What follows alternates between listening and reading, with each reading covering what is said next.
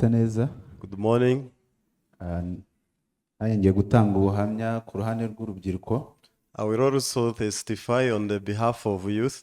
Ndabivuga nihuta kubera iminota mikeya. I will be quick due to the shortage of time. Bibiliya iravuga ngo umukiranutsi azabeshwaho no kwizera. The Bible says the righteous shall live by faith.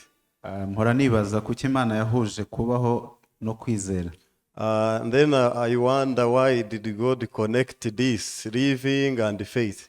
Ubundi ikinyabuzima cyangwa se umubiri ufite ubuzima urangwa no guhumeka. So the all beings are characterized by breathing. Ntago ndabona habayeho kwiza ubusa guhumeka. And I don't see that to breathe it requires to fast. Cyangwa se ngo uvuge ngo hari umuntu upfuye ariko ukiri guhumeka, ntago bibaho. And you can't say a person is dead but still breathing. Rero nimba Imana yarahuje kwizera no kubaho, so if God connected the faith and life, ubwo nuko yagira ngo buri mwanya wose wo kubaho kwacu cyangwa se buri gahe kose duhumeka tunahumeke ibyo twizera nyine. So he wanted, as we are living, as we are breathing, we have also to breathe the faith. Kandi ntago wakizera ntacyo ufite wizera. And you can't have faith without having someone or something to believe in. Yaba ari nka envelope cyangwa se igipurizo kibyimbye ariko kirimo ubusa. It can be considered as a balloon which is big but contains nothing. Rero Imana yashakaga ko buri gahe kose tuba connected nayo. And God wanted to always connect with him in whatever moment. Kuko yaravuze ngo nta zindi Imana ishaka mu maso yayo. Because God said he doesn't want any other God to in his eyes or our eyes. Icyo mvugiye ibi ngibi rero nuko no mu rubyiruko twagiye tubona imirimo y'Imana. So in the youth department we also find the works of God. Ariko akenshi wabonaga bisa n'ibidashoboka. But many times it seemed impossible. Rimwe na rimwe nahagararaga ku ruhande nkavuga ngo reka nze kureba Mana wo byikorera. Sometimes I used to stand aside and say, I want to see you, God, doing everything. Kuko mu rubyiruko hakenerwa imbaraga nyinshi.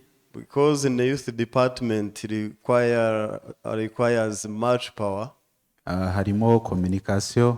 So in terms of communication, finance, no kuba hamwe ubwabyo ku rubyiruko biba bisaba attention. So even to treat the youth it requires the attention. Ariko muri ibyo byose Imana yabanye natwe, twagize conference y'urubyiruko. But God has been with us. We were able to prepare the conference of youth.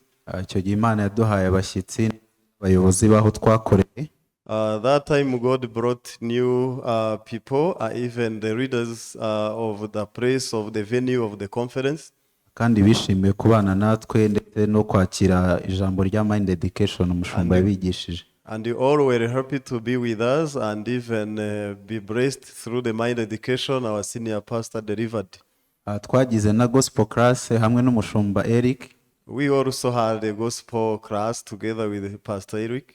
Atwungura ibintu byinshi cyane cyangwa se atwungura uburyo ubutumwa bwiza ari imbaraga y'uwizera. And he sharpened us, explaining that the gospel is the power of him who believes. Kandi akunda no gusangiza uburyo ubutumwa bwiza bwamukoreye mu buzima bwe. And also he's always sharing the testimony of how the gospel changed his life. Ikindi twanagize na workshop n'umushumba cyangwa se kuganira nawe. We also had the workshop together with the senior Pastor Ko and even having a fellowship with him. Arushaho kutwigisha uko twita ku mibiri yacu ko ari nako tuba dukwiye kwita ku mitima. And he taught us the way we treat our bodies, the same we have to treat our hearts.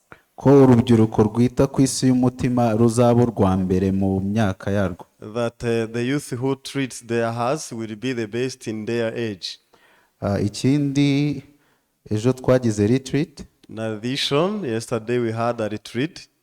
Nabwo za challenge nababwiye zari ziriho communication, finance, So the same challenges I've mentioned was there. ariko nko mu ijoro hagati narasenze ndavuga ati Mana uzabyikorere. So by the midnight I was praying and I spoke to God that you will take care of it. ariko byarantunguye ngeze aho twari bukorere ndeba uburyo twari hamwe dukina umupira twishimye. So and then the next morning as we gathered in our venue, I saw how everyone was happy playing soccer together.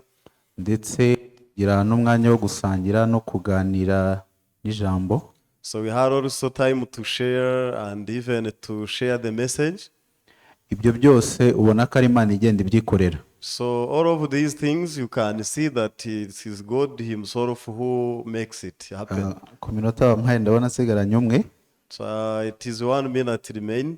ariko ku cyo nashaka kugarukaho ni uko mu gihe tugize kwizera, mu gihe Imana nta zindi Mana ishaka mu maso yayo, yo ihora yiteguye kudukorera. But something I want to tackle is that when we have faith and we don't have some other gods except God himself, he works for us whatsoever. Murakoze. I thank you.